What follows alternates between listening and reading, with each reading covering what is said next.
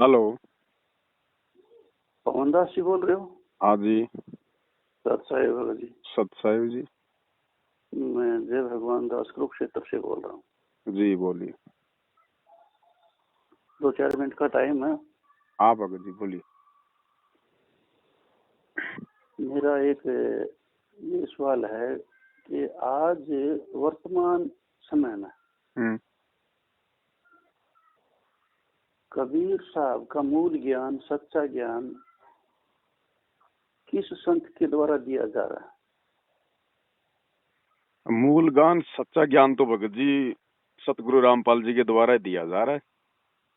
आप कुछ प्रमाण इस तरह के जिससे हम संसार में ये साबित कर सकें कि हाँ भाई ये प्रामाणिकता के साथ हम सतगुरु रामपाल जी महाराज कबीर साहब का मूल ज्ञान जो है ना पेश कर रहे हैं।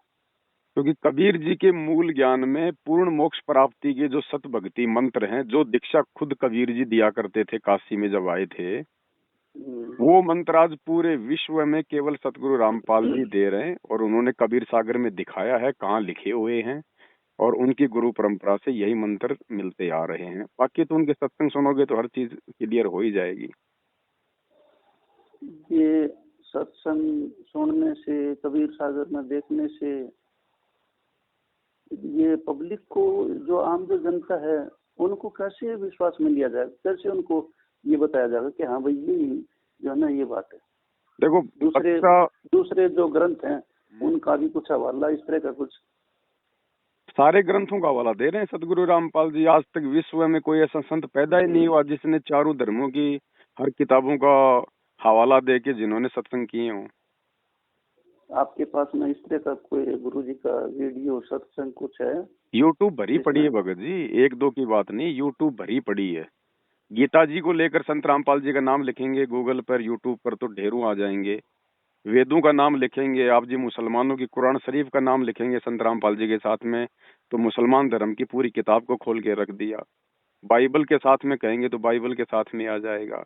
जितने भी जो ये धर्मगुरु हैं इनके साथ में डिबेट का अगर नाम लिखेंगे कि शंकराचार्य डिबेट वर्सेज संत रामपाल जी, जाकिर नाइक डिबेट वर्सेज संत रामपाल जी, राधा स्वामी पंथ डिबेट वर्सेज जो है संत रामपाल जी, सबका आ जाएगा। उन्होंने सब कुछ क्लियर कर रखा है। 30 साल से उन्होंने तो यही किया है। डिबेट वाली जो चर्चा वाली जो बात आती है ना, जैसे आप जिक्र कर रहे हैं, तो ये चर्चा डायरेक्ट गुरुजी के साथ तो किसी ने किया नहीं। कोई आया नहीं ना। गुरुजी तो चिल्ला चिल्ला के थक गए, सबको निमंत्रण दे के थक गए, साधना टीवी चैनल के माध्यम से। कोई आया नहीं सामने, आएगा नहीं तो गुरुजी जबरदस्ती क्या करेंगे बताओ। अब फिर गुरुजी ने उनके विचार ले लिए, उनके सत्संगों से उनके विचार ले लिए और इधर गुरुजी ने अपने विचार दे दिए। बस वही तो ज्ञान चर्चा होती है, वही तो डिबेट होती है। देखिए, 1-2 सत्संग में मैंने गुरुजी का जो है सुना यूट्यूब पर जी। उसमें जैसे बाइबल का जो जिक्र किया सृष्टि रचना के बारे में, और इसमें अपना कुरान शरीफ में सिर्फ वो 52 से 59 जो सूरत फुरकानी की जो आयत है उनका जिक्र करते हैं जी। तो इस तरह से कोई प्रामाणिकता के साथ में कोई यूट्यूब में कोई ऐसा है? अब यूट्यूब में आप जी डालिएगा, मिल जाएंगे सारे के सारे हैं, वो जो सत्संग में हैं वो सारे यूट्यूब पे डाल रखे हैं ना। क्योंकि हमारी जो डिबेट करता जो ना, जो जगह जगह आश्रमों में जो है दूसरे पंथों से उनसे जो डिबेट करते हैं, कौन करता है डिबेट? आप भी समझते हैं सारी बातें, ऐसी बात नहीं है कि आप अनभिज्ञ हैं। नहीं, मैं कह रहा हूँ डिबेट मतलब कौन करता है? संत रामपाल जी से उपदेश लेने के बाद तो कहीं दूसरे पंथों में जाके डिबेट करने की आवश्यकता है नहीं। फिर तो अपना आत्म कल्याण के लिए अपनी भक्ति करने की जरूरत है। तो भगत तो कोई जाता नहीं है डिबेट करने। अगर भगत कोई डिबेट करने जाता है तो फिर मूर्ख है वो। देखो, ये जो यूट्यूब पर इस तरह की डिबेट जो है ना हमारे भक्तों के द्वारा, जो अन्य जो जगत के जो लोग हैं या और दूसरे पंथों के या धर्मों के जो आचार्य प्रचार्य जो उनके साथ में डिबेट दिखाई गई है कई जगह। भगत डिबेट नहीं कर पाएगा भगत जी, क्योंकि जो ज्ञान भगवान को हो सकता है वो भगत को जिंदगी में नहीं हो सकता। और दूसरे जितने भी साधु संत महात्मा है, वो काल प्रेरित हैं। वो अपनी अटपट से, अपनी उआबाई से, अपनी वाक पटुता से वो भगत को ऊपर नहीं आने देंगे, क्योंकि सच्चाई को स्वीकार वो करेंगे नहीं। और भगत बोलेगा बेचारा, सीधी बात है। तो भगत तो दुनिया के सामने पागल सा नजर आएगा। वो बोलेंगे संस्कृत के बढ़ चढ़ के श्लोक, भगत बोलेगा दो शब्दों में सीधी बात है। दुनिया को सीधी बात समझ में नहीं आती। दुनिया को जब तक मिर्च मसाला लगा के पेश ना करो तब तक उनको आनंद नहीं आता। तो भगत तो मूर्ख होगा अगर डिबेट करेगा तो। नहीं, जैसे आप हैं या और दूसरे भक्तों ने भी जो है ना, तो जहाँ जहाँ थोड़ा बहुत ये कोशिश की है। नहीं जी, तो मैंने कभी कोई डिबेट नहीं करी मैंने किसी के साथ में। आप वैसे अगर किसी का फोन आ गया, अब जैसे आपका फोन आया, आपसे दो चार बातें हो रही हैं, तो ऐसी बातों की रिकॉर्डिंग मैं फिर जो है वो खुद ही डाल देता हूँ अन्य भाई बहनों को समझाने की दृष्टि से। बाकी वो डिबेट नहीं होती है, डिबेट नहीं कर सकता नहीं भगत। नहीं, मैं आपसे डिबेट करना की बात नहीं कर रहा। मैं तो वैसे जो बातें हैं सुनी है।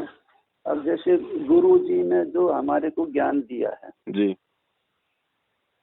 आपको थोड़ा ज्यादा जानकारी होगी, मेरे को थोड़ा कम होगी। इन्फॉर्मेशन की बात होती है, ये स्वाध्याय या ध्यान की बात होती है अपने अपने। हम्म। जो जितना उस पर तवज्जो देगा, ध्यान से सुनेगा, उसको थोड़ा ज्यादा जानकारी होगी। और जो वैसे इस कान से सुना उससे निकाल दिया, तो कोई जानकारी वाली इतनी बात ना होगी। हम्म।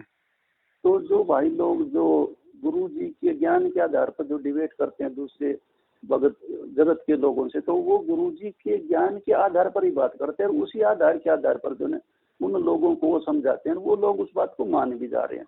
हम्म। तो जिन लोगों को ज्ञान है, आप हैं या और हैं, अच्छे अच्छे जो भक्तगण हैं जिनको ज्ञान है, वो गुरु जी के दिए ज्ञान के आधार पर ही बातें करते हैं। हम्म। जो गुरु जी ने अपने सत्संगों में जो प्रमाण दिए हैं अनेकों जो ना शास्त्रों के, वही गीता में ये लिखा, फलाने उसमें ये लिखा, ये उसमें लिखा है, तो उनके प्रमाण गुरु जी ने दिए। वो प्रमाण जो है शास्त्रों के उन्होंने उन लोगों के सामने रख दिए भक्तों ने, भाई देख लो, ये हम नहीं करे और गुरु जी भी नहीं करे इस बात को कि भाई ये तो आपके धार्मिक जो पवित्र ग्रंथ है उनमें लिखा हुआ, मेरी तरफ से कुछ नहीं कहा गया। वो डिबेट में नहीं आता भगत जी, वो तो एक प्रकार से ज्ञान प्रचार में आता है। डिबेट अलग चीज होती है, ज्ञान प्रचार एक अलग चीज है। वो लोग तो आए हैं डिबेट करने के लिए, और उन लोगों ने गुरु जी के ज्ञान के आधार पर दिखाया कि देखो भाई गुरु जी अपने हाँ, तो उनको तरफ से प्रमाण वगैरह उनको दिखा दिए ना। अगर कोई अगर जानना चाहता है तो अच्छी बात है, जितना हमें ज्ञान है उतना हम लोग उनको बता सकते हैं, हम उनको दिखा सकते हैं। वो एक प्रकार से मतलब जो है वो ज्ञान चर्चा हो गई भगत जी। डिबेट अलग चीज है। डिबेट का मतलब होता है वाद विवाद, यानी सामने जैसे कोई धर्मगुरु बैठ गया, इधर कोई संत रामपाल जी की तरफ से कोई नॉमिनेटेड व्यक्ति है वो बैठ गया, और वो अपनी बात को मतलब जो है ऊपर रखेगा, वो अपनी बात को ऊपर रखेगा। तो डिबेट तो भगत जी, डिबेट में कभी कोई निष्कर्ष नहीं निकल सकता, क्योंकि जो डिबेट होती है ना, फिर उसके अंदर मान बढ़ाई आ जाती है। कोई भी आदमी जो मतलब कि झुकना नहीं चाहेगा फिर वहां पर। तो जो बात है, देखिए, यदि प्राणी को अपने आत्म कल्याण की जो बात है, यदि आत्म कल्याण करना, तो सारे बकवास की बातें छोड़ के गुरु जी ने जो गुरु मंत्र दिया है उसके ऊपर दृढ़ होकर लग जाओ, यदि अपना कल्याण चाहिए तो। अब ये भी कोई सबकी जो है बस की बात नहीं होती, ये भी कोई पिछले संस्कार होते हैं, वही आत्मा जो है दृढ़ता के साथ में भक्ति कर सकती है। वरना अब आप खुद देख लिए वर्तमान में, आप जी ने कोई उपदेश वगैरह ले रखा है क्या? उपदेश मैंने लिया था 2004 में सतगुरु रामपाल जी महाराज से। 2004 में? जी। अच्छा, उसके बाद फिर नहीं समझ में आई बात? नहीं समझ में आने वाली बात, 2004 के बाद में तो चौथा कांड हो गया। चौथा कांड होने से फिर डगमगा गए। फिर उसके बाद मैंने एक मधु परमहंस जम्मू वाला उससे लिया। वहां भी कुछ बात नहीं बढ़ी। फिर 2009 में फिर जो है ना सतगुरु रामपाल जी महाराज से 2009 में बरवाड़ा में फिर लिया। अच्छा। फिर 2009 से फिर उधर ही जो है ना जुड़ा हुआ हूँ। अच्छा, तो अब कोई शंका है क्या कोई गुरु जी के ज्ञान पे? ना, गुरु जी के ज्ञान पे मुझे कोई शंका नहीं है। तो फिर क्या मतलब दूसरों को समझाने की दृष्टि से आप जी ये मतलब प्रमाण मांग रहे हो क्या? जी, कोई हमारे से ये पूछे भाई इस तरह के आप कैसे ये सिद्ध कर सकते हैं सतगुरु रामपाल जी महाराज ही जो है कबीर साहब का असली वास्तविक ज्ञान, यथार्थ ज्ञान वही दे रहे हैं। तो जो मोटे मोटे प्रमाण जो हमारे से भी पूछ सकता है कोई। नहीं, वो तो ठीक है, लेकिन वो गुरुजी ने सब कुछ अपनी पुस्तकों में लिख रखे हैं ना। आप गुरुजी की ज्ञान गंगा पढ़ो, दूसरा जो कबीर सागर का सरलार्थ है आप जी वो पढ़िएगा, उसमें सारा आपके ये मतलब ये कबीर पंथ के ऊपर ये पूरा जिक्र 600 पेज का जो कबीर सागर का सरलार्थ किया गुरु जी ने, सारा सब कुछ उसके अंदर वही प्रमाण है, कोई शक की कोई गुंजाइश ही नहीं है। वैसे तो मेरे पास में बहुत कुछ जखीरा है, ऐसी बात नहीं, कोई मेरे पास इस तरह कोई जिज्ञासु ज्यादा आता अगर कोई तो। नहीं समझना चाहता है तो ज्यादा हमने कोई टेंशन नहीं लेनी भगत जी, हमने किसी के पीछे नहीं लगना, ये अपने संस्कार से सारा काम होता है। ये हम फिर अपना ही समय बर्बाद करने लग जाएंगे दूसरों को समझाने में, फिर वो भी गलत है। हमने नहीं, अपनी भी तो कभी भक्ति करनी है, प्रथम कभी अपना कभी आत्म तो कल्याण है, बाद कभी में कभी अगर कोई गुरु जी, समझना चाहता तो हम उसको थोड़ा बहुत सहयोग हम उसको दे सकते हैं। कभी कभी गुरु जी भी कहते हैं भाई देखिए ये सारा मेरा ठेकेदारी नहीं है, जब आप लोगों को समझ में आ गया नहीं तो तो आप थोड़ा अपने थोड़ा दूसरे करो जो अपना। भाई। भाई आज तो लाखों भगत हैं, करोड़ों भगत हैं, थोड़ा थोड़ा अपना करो, बाकी समय जो है अपनी भक्ति को दो। अगर तो उसी काम में ये लग जाओगे तो भी बात बिगड़ जाएगी। फिर तो जो ना आदमी अपना वो बन जाता कि मैं जो ना प्रचारक हो गया, मैं गुरु का हाँ उत्तराधिकारी वही मैं हो बात गया, है, फिर वो अपन काला घमंड हो खदाव लग जाता है। जाता है, बहुत सारी बातें हो जाती है, फिर आदमी फिर वो जिज्ञासु बन जाता है, मन बड़ाई आ जाती है, वक्ता हो जाता है, बहुत सारी बातें होती है, फिर तो लपेट इस लेता है तरह की काल। जो है ना, तो इस तरह की इस बात को लेकर के मैंने आपसे जो है ना ये तो ये तो देखो रिक्वेस्ट परमात्मा किया ने था, यूट्यूब और पे कोई खास सारे बात नहीं। सत्संग दे ही रखे हैं। जब आप जी जब सत्संग सुनो तो बीच में इस प्रकार के जो प्रमाण गुरु जी दिखाते हैं, आप उनकी कटिंग कर लिया करो ना। नहीं, वैसे तो मेरे पास में ज्यादातर जो है सारा माल मसाला जखीरा है, हाँ तो फिर क्या दिक्कत है, फिर कोई आवे तो उसको समझा दो भगत भाई को, और जो भी अपनी हो। तरफ से जितना जितना होता है अपनी तरफ से जो है ना, मैंने भी अपनी जिंदगी में 8-10 गुरु बना करके ये दुनिया के देख रखे हैं। हाँ तो बस काफी है, फिर आपका तो अनुभव ही काफी है, वही बता दिया करो। इनके जितने भी इधर उधर के जो व्यास के हैं और अठरम शठरम रजनीश हम्म। फजनीश अठरम, ये सारों से मैं वाकिफ हूँ। तो वर्तमान में आप जी इन आश्रमों में जाते हो क्या? किसी के उसमें नहीं जाता, मैं तो सिर्फ गुरु जी के उसमें जाता हूँ, बाकी ये कुरुक्षेत्र वाला जो है हाँ इधर इसमें चले जाते हैं, और तो कहीं जाने का हमारे पास कोई हिसाब किताब है नहीं। तो उधर भी क्यों जाना भगत जी, जब आपको पता है बरवाला कांड के बाद में क्या सिस्टम चल रहा है, तो उधर भी क्यों जाना? ये तो अपने धार्मिक धंधे के लिए दुकानें खोल रखी इन लोगों ने। ये जो बात आप जो कह रहे हो, ये बात है, मैंने उसके सामने भी कई दफा इस बात को कह दिया। मैं पुरुषोत्तम के। पुरुषोत्तम, हाँ बिल्कुल। वो कहाँ मैंने मानने उसको भी वाले हैं। मैंने उसको कह दिया ना, देखिए थोड़ा सा आप शांत हो जाओ, गुरुजी जो ना आपसे बड़े खफा हैं। बोले आप कौन से गुरुजी से मिलते हो? मिलने के बाद हमें पता है ना। हम्म। तो जब गुरुजी फोन फान कोई आता है तो उसको खुद जो है ना डांटते हैं, गाली देते हैं, नकम मेरा गधा बनेगा, ये इस तरह की जो भाषा गुरुजी उसके प्रति यूज करते हैं, तो वो क्या है, फिर वो बात थोड़ी होती है। फोन कॉल फिर एक भगत जी अलग चीज है। वर्तमान में हमने तो ज्ञान के हिसाब से चलना पड़ेगा, जो सत्संग कर दिए वो सबसे बड़े फोन कॉल हैं गुरुजी के। वर्तमान में ये परीक्षा का समय है 2014 के बाद में।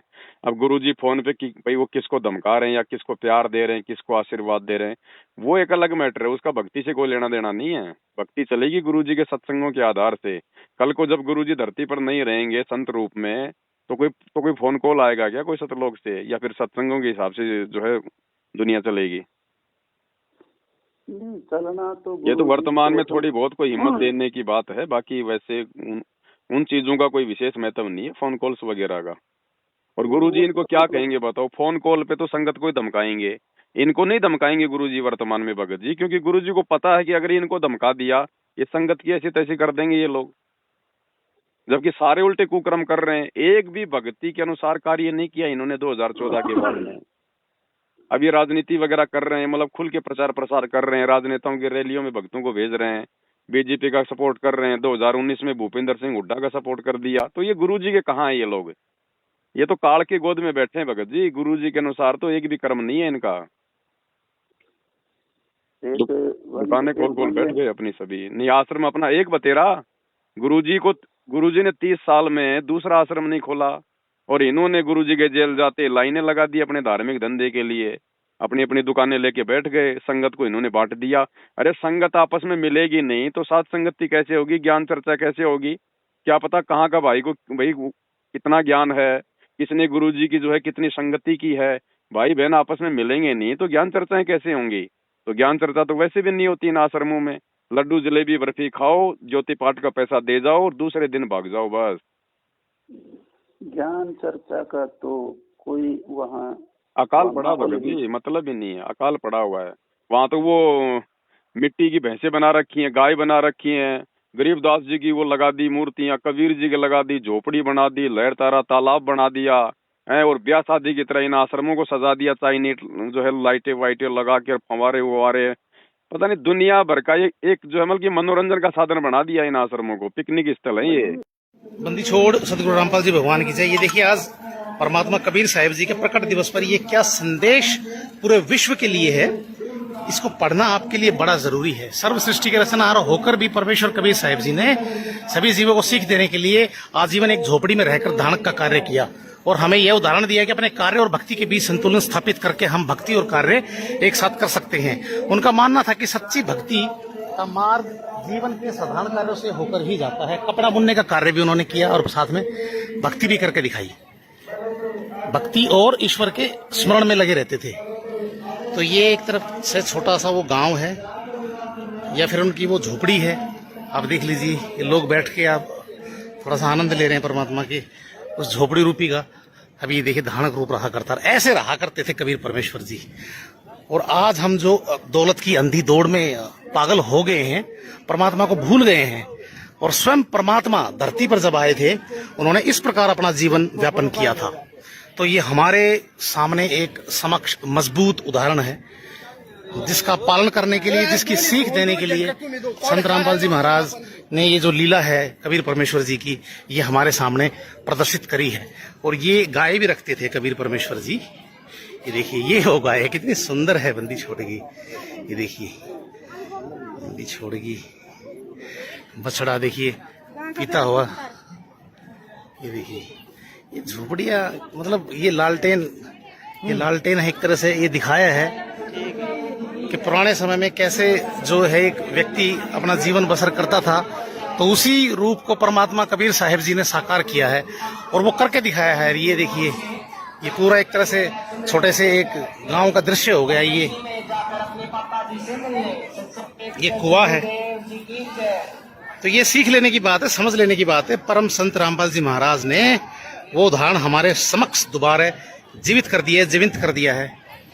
ये देखिए, ये बाकी आश्रम का दृश्य है, आप देख सकते हैं।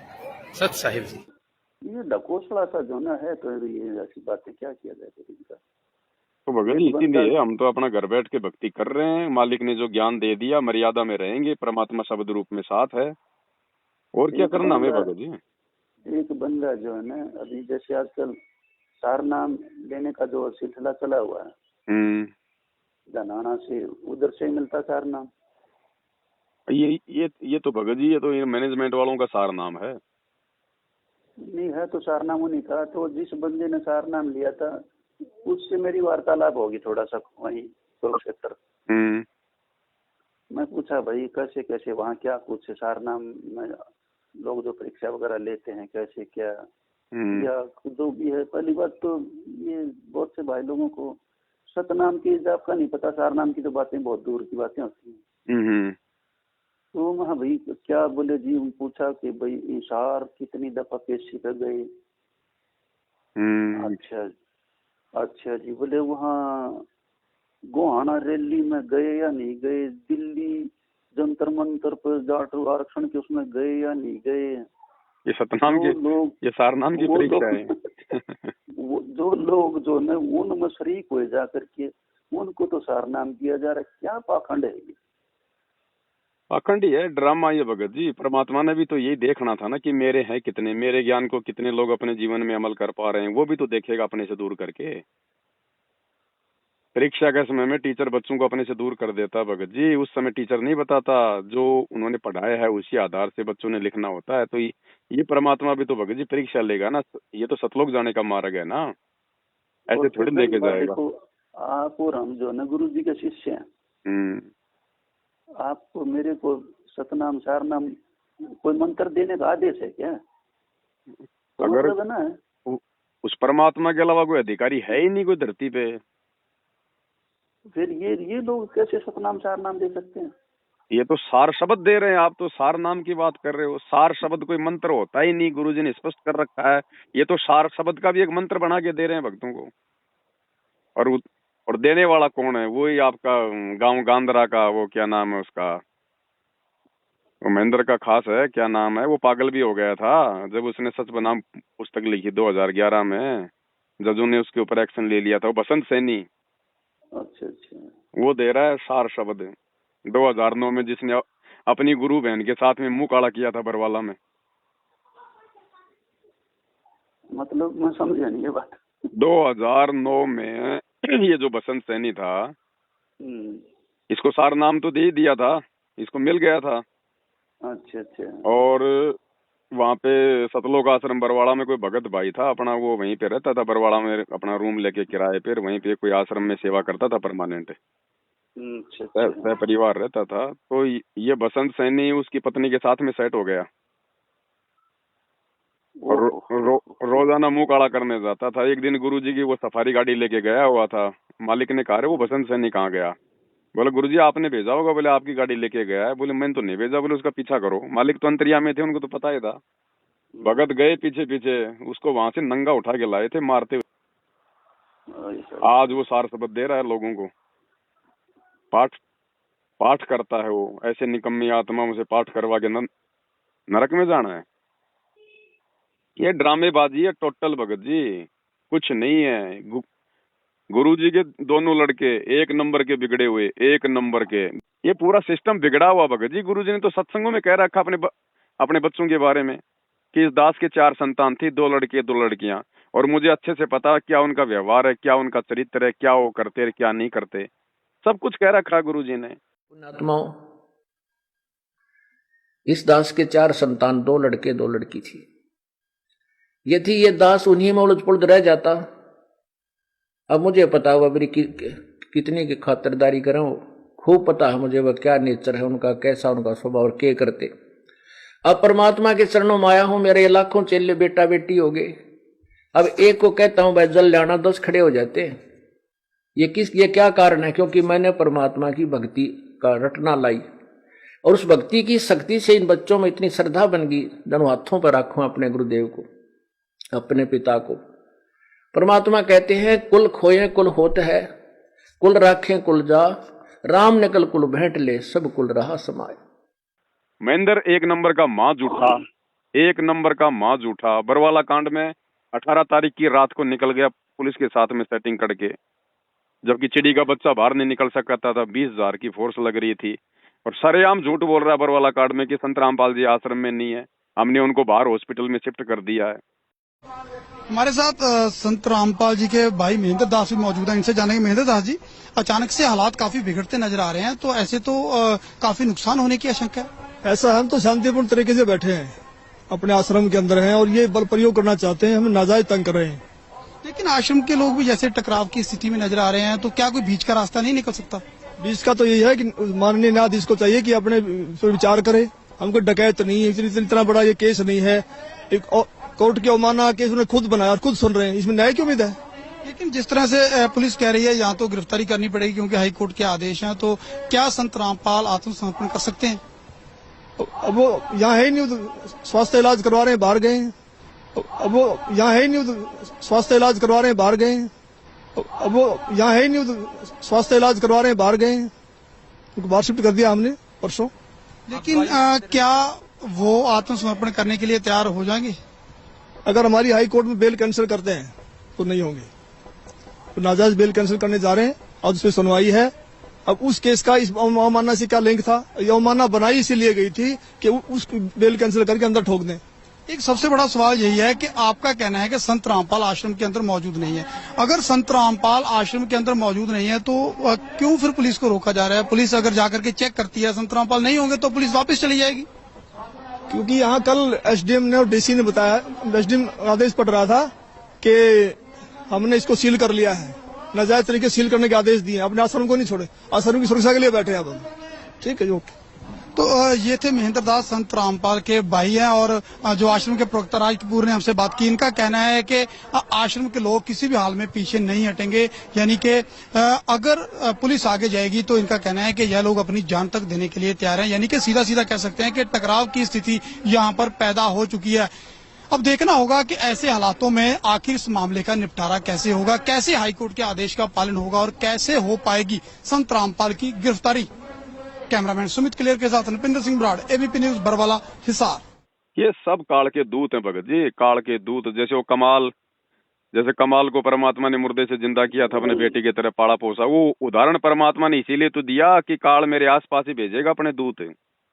संगत मूर्ख है, नादान है, वो गुरु जी का बेटा बेटी भाई बंधु समझ के आंख बंद करके विश्वास कर रही है। विश्वास करना चाहिए अपने बाप पे और उसके ज्ञान पे, और कर लिया इन गधों पे। सारी संगत कैसे तैसी कर रखी है आज।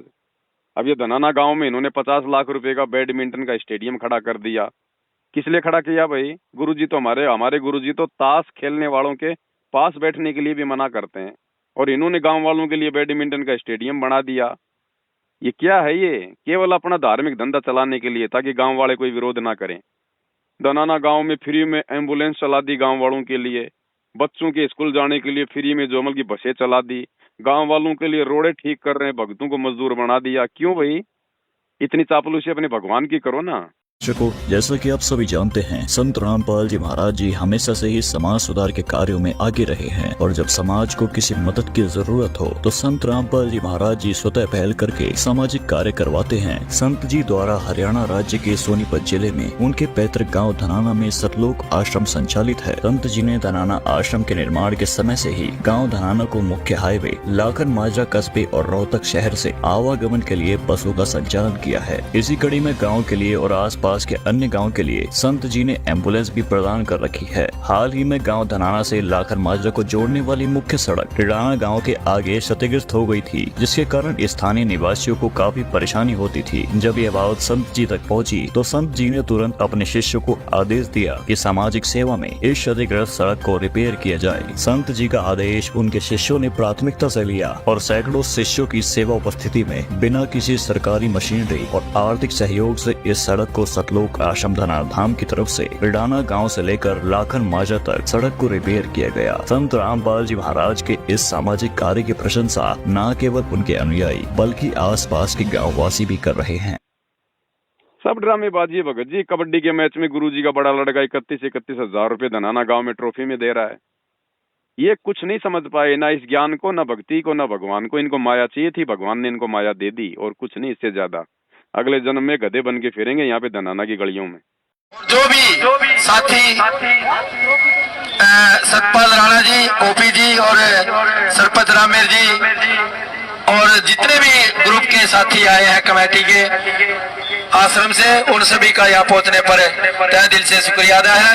हम बार बार उनका धन्यवाद करते हैं कि इतना बड़ा सहयोग इन खेल खिलाड़ियों के लिए उन्होंने किया, और हमेशा और आगे आने वाले समय भी उन्होंने विश्वास दिलाया कि बहुत बड़ी खेल प्रतियोगिता हम समय समय पर करवाएंगे और उसमें इसी तरह सहयोग करेंगे।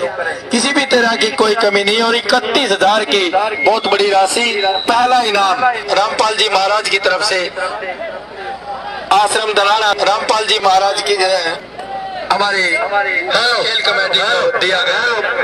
रामपाल महाराज जी का जितना भी आश्रम की ओर से जो सहयोग हुआ, चाहे भाई वीरेंद्र जाटान जिन्होंने 31,000 रुपये सतलोक आश्रम की तरफ से खेल कमेटी को देने का काम किया, ओपी जी और सरपंच रामेर जी,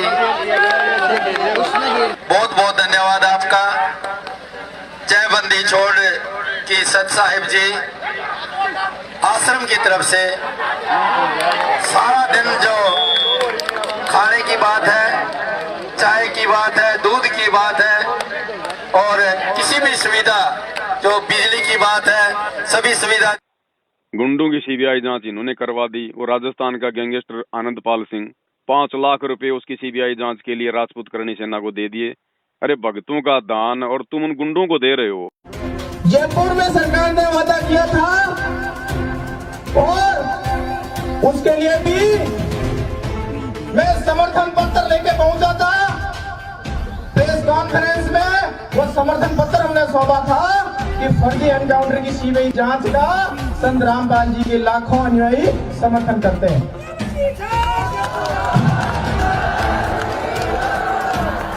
भारत माता की, भारत माता की, मां पद्मावती की, मां पद्मावती की, सत्यमेव इंकलाब।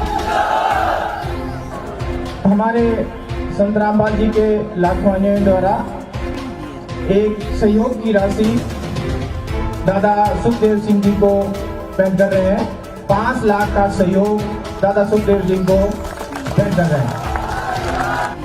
एक सहयोग की राशि दादा सुखदेव सिंह जी को भेंट कर रहे हैं।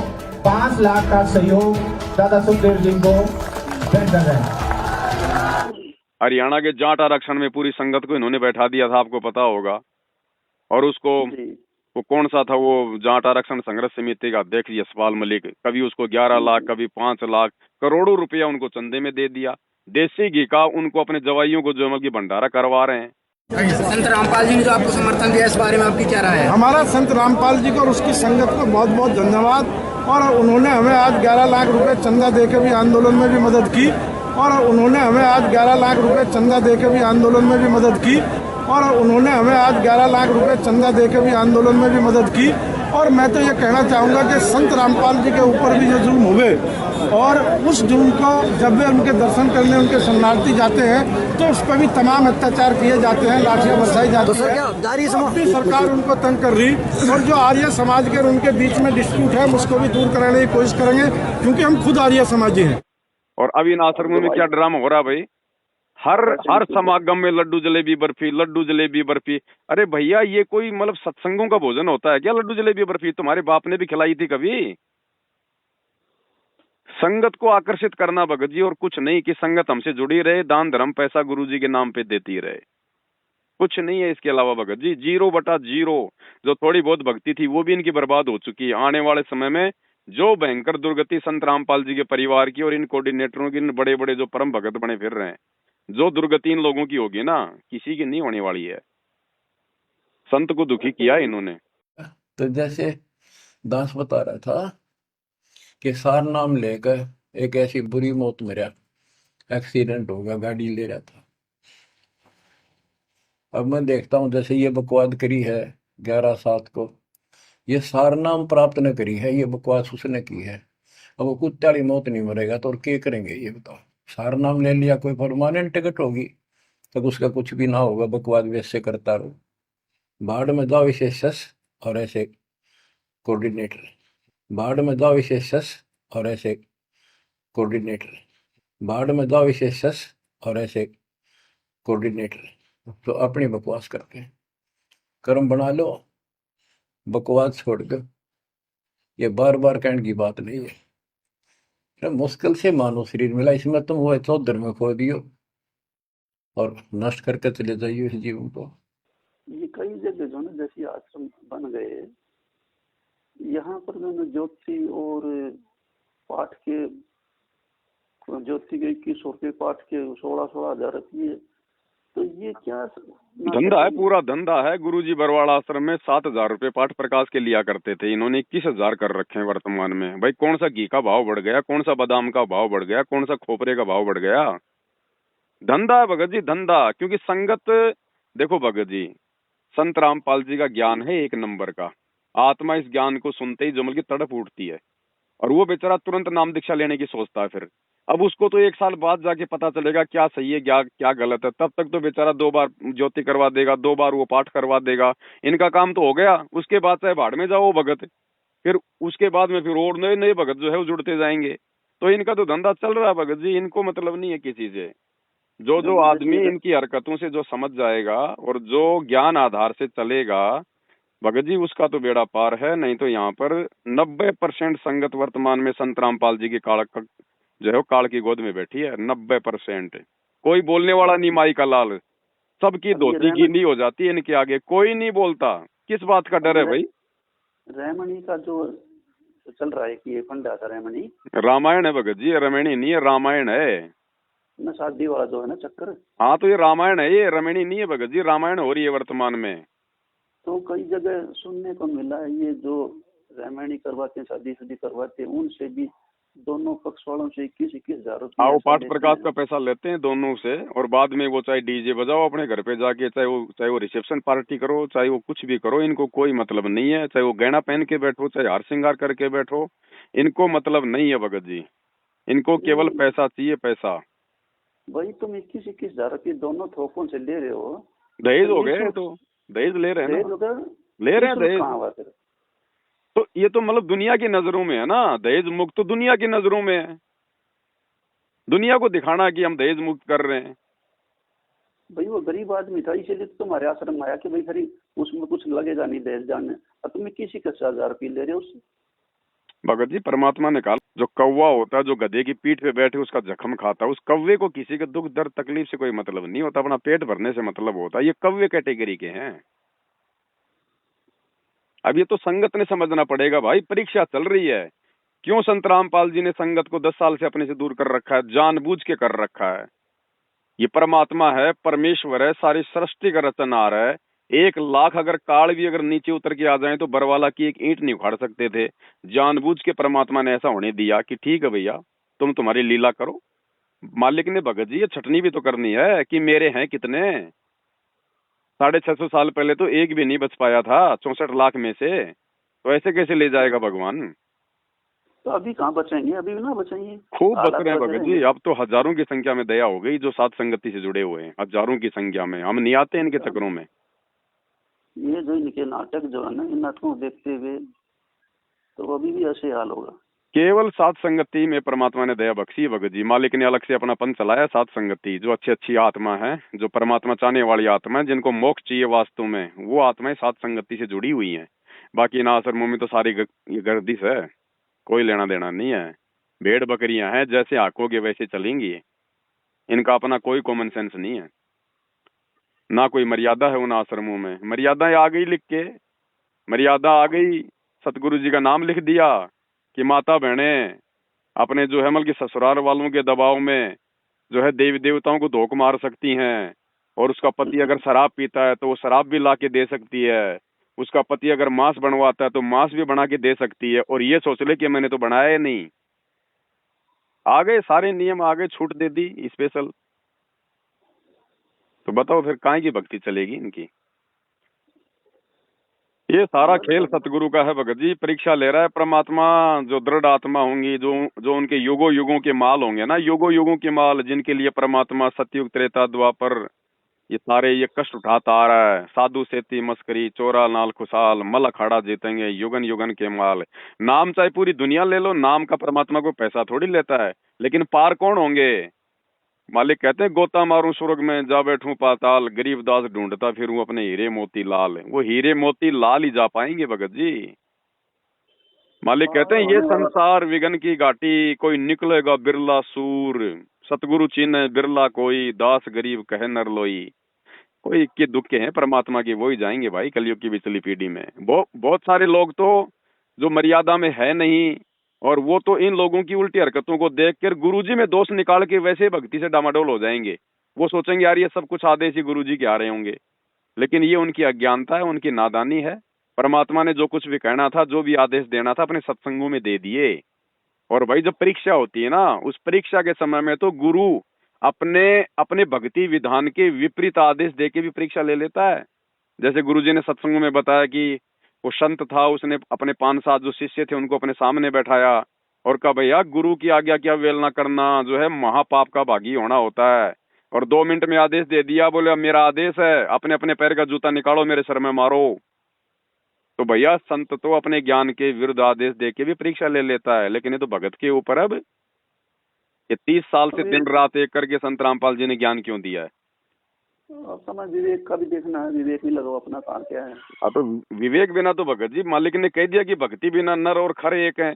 बिना विवेक के तो जानवर और इंसान में फिर क्या अंतर है? तो ये भगत जी विवेक लगाने का तो समय चल रहा है वर्तमान में। हमने कोई गुरुजी के बेटा बेटी को इन कोऑर्डिनेटरों को देख के हमने कोई गुरुजी के सत्संग सुनने शुरू किए थे, या गुरुजी से नाम लिया था, या ये लोग हमारे को सतलोक लेके जाएंगे? हमारे लगते क्या है? ये भी 2 कोटि के जीव हैं। इस परमात्मा का जो है कोई बेटा बेटी है क्या?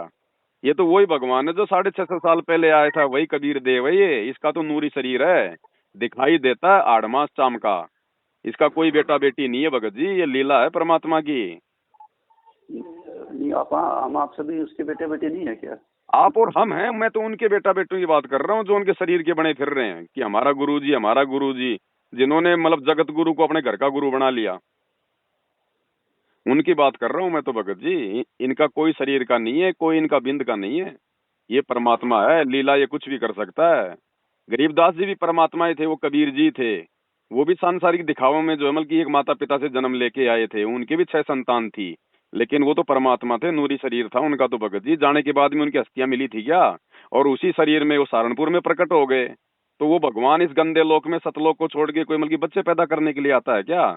लेकिन वो लीला कुछ भी करेगा यहाँ के समय के हिसाब से। ये तो उनके ज्ञान से समझा जाएगा कि ये मालिक है या क्या है, जीव है या फिर ये पीव है। लेकिन बंदी छोड़ गरीबदास जियों ने इसको बहुत आसान किया है। इसको ऐसा मार्ग बता दिया है कि आप काम करते हुए अपने खेत में, जैसे उन्होंने उदाहरण दे के बताया, नहीं तो उस भगवान ने यहाँ पर आने की कोई आवश्यकता नहीं थी, और ना ही उन्होंने बच्चे पैदा करने की आवश्यकता थी, क्योंकि वो पूर्ण ब्रह्म परमात्मा थे। लेकिन हमारे इस भ्रम को दूर करने के लिए कि आपके मन में क्या जमा हो चुकी, हमारे अंदर भी यही थी। हम तो एक साधारण सा अपना नाम ले लिया करते थे, आरती कर लिया करते थे, जब तक हमने पूर्ण ज्ञान नहीं हुआ था, इस उद्देश्य से कि हमारे थोड़े बहुत काम सर जाएंगे, भगवान की आरती कर लें। बाकी प्राप्ति की हमें कोई उम्मीद नहीं थी, परमात्मा प्राप्ति की। जब से बंदी छोड़ गरीबदासियों का, कबीर साहिब का ज्ञान देखा, इसको समझा, और वे साथ में ये भी पता चला कि ये गृहस्थी थे, बाल बच्चेदार थे, इन्होंने अपने बच्चों के सारी ये क्रियाक्रम किया, विवाह भी किया, और साथ में उनका पालन पोषण भी किया, और फिर भक्ति करके परमात्मा प्राप्ति भी की। तो जब हमारे मन में यह कुछ उत्सुकता पैदा हुई कि जब बंदी छोड़ गरीबदास जी सारे काम को करते हुए पार हुए, तो हम भी हो सकते हैं। धर्मदास भी तो धोखा खा गया था जब परमात्मा कहते थे, परमात्मा तुम अपने आप को विदेही कहते हो, जबकि आप तो मेरे जैसे देही वाले दिखाई देते हो। तो भगवान ने कहा कि धर्मदास यही तो होता है परमात्मा। परमात्मा की देह जो है मतलब की वो विलक्षण होती है, वो दिखाई तो तुम्हारे जैसा ही देगा, लेकिन असल में तुम्हारे जैसा नहीं होता। मालिक कहते हैं, हाड़ चाम लहू ना मेरे, कोई जाने सतनाम उपासी, तारण तरण अभय पद दाता, मैं हूँ कबीर अविनाशी। और धर्मदास का भी शरीर था, लेकिन परमात्मा भी देही कहा करते, विलक्षण देही थी उनकी, साकार है, थे भी हैं भी, उस समय प्रकट थे, अब भी है। और इसी प्रकार इस मंत्र को विधेय मंत्र का, क्योंकि ये नी शब्द अक्षर के माही, अक्षर के अंदर है, ये सार शब्द भी अक्षर में है। अब जो प्रश्न चल रहा है, धर्मदास तो चरणा में पढ़कर रोएगा, छोड़ जाए को नहीं, छोड़ जाए को नहीं। महाराज जी कहते हैं, सुन भाई, मैं खुद स्वयं परमात्मा हूं, पर नो विश्वास हो क्यों करे। धर्मदास जी को महाराज बताते हैं, सुन भाई बेटा खड़ा हो, नो रोवा मत ना, बात सुन मेरी ध्यान पे। कबीर साहब ने जब कहा मैं परमात्मा हूं, धर्मदास ने बोला, महाराज जी यह बात मेरा जचती को ना। क्यों नहीं जचती? आप रोटी भी खाओ, आप पानी भी पियो, और चलते फिरते नजर आओ, और मनुष्य कैसे दिखो, मैं क्यों कर मानू आप भगवान हो। बंदी छोड़ कहते हैं, हम साहेब सतपुरुष हैं। कबीर साहब बोले, मैं पूर्ण परमात्मा सतपुरुष हूं, हम साहेब सतपुरुष हैं, ये सब रूप ये हमारे द्वारा ही बनाए गए हैं, ब्रह्मा विष्णु महेश और तुम सब जीव वहीं से आए थे भाई। जिंद कहे धर्मदास से तुम सत शब्द गनसार, गगन सुन में धाम है, अवगत नगर नरेश, अगम पंथ कोई ना लख, ये खुद शंकर शेष। और आप और हम भगत जी रोजाना नित्य नियम में पढ़ते हैं, वाणी संख्या 17-18 के आसपास में, कि गरीब ऐसा सतगुरु हम मिल्या, तेज पुंज के अंग, निर्मल नूर जहूर है, रंग रूप नहीं श्वेत। गरीब ऐसा सतगुरु हम मिल्या, तेज पुंज की लोय, तनमन अर्पू शीस को होनी होय सु होय। और नित्य नियम के लास्ट में जो गैबी ख्याल आता है, उसमें हम पढ़ते हैं, धन सतगुरु उपदेश देवा, 84 भ्रम मेट ही, तेज पुंज अन्य दे दकर, इस विध हमको भेंट ही। तो आज ये सतगुरु रामपाल जी भगवान अपने तेज पुंज के शरीर को हल्का करके धरती पे प्रकट है भगत जी, 8 सितंबर 1951 से। इन्हें हल्के में लेने वाला जाएगा काल की गोद में। लेकिन आदेश प्रभु का है। उससे क्या होगा कि जैसे आप जी परमात्मा के पास जाओगे, सबसे पहले वहाँ आपकी परीक्षा होगी। ये दास के रूप में परमात्मा त्रिकुटी पर मिलेगा आपने, और जैसी भावना आपकी यहाँ होगी, ऐसा ही अंतःकरण में वो ज्यों का त्यों स्वभाव मिलेगा।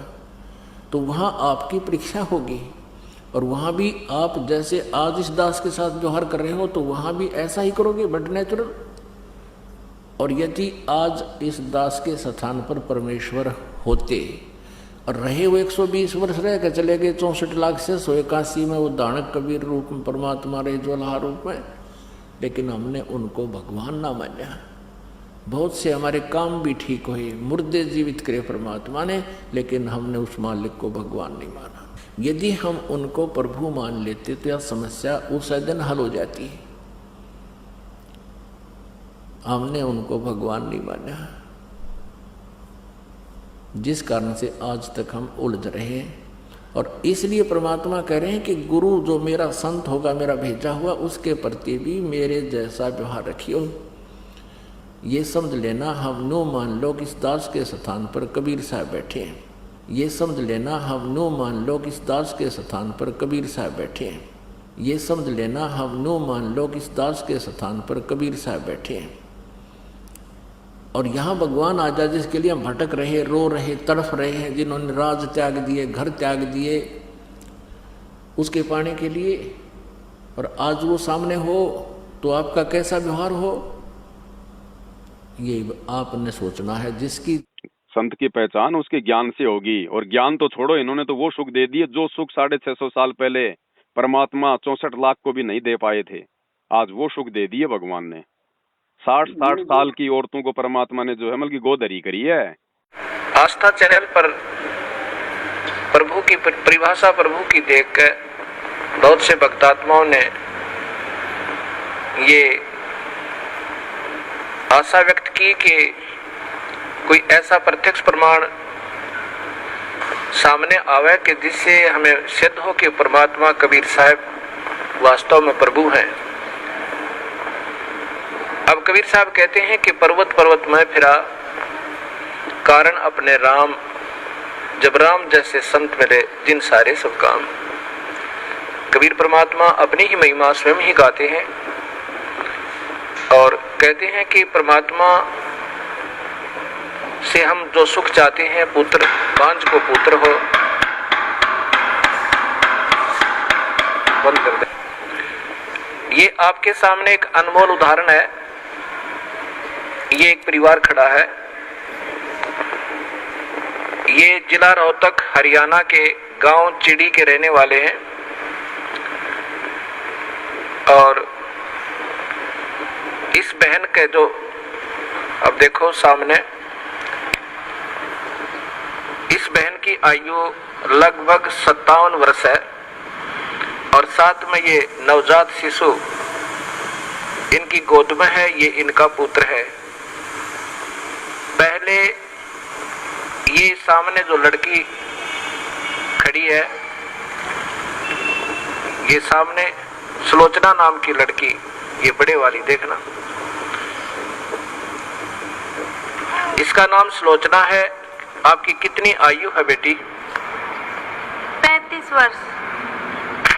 अब इस लड़की की आयु 35 वर्ष हो चुकी है और इसके ये 2 पुत्र और पुत्री हैं। ये पुत्री है इस लड़की की और ये पुत्र है, अर्थात इस बहन की। देखना इसको बड़ी वाली को, क्या नाम है तेरी माँ का?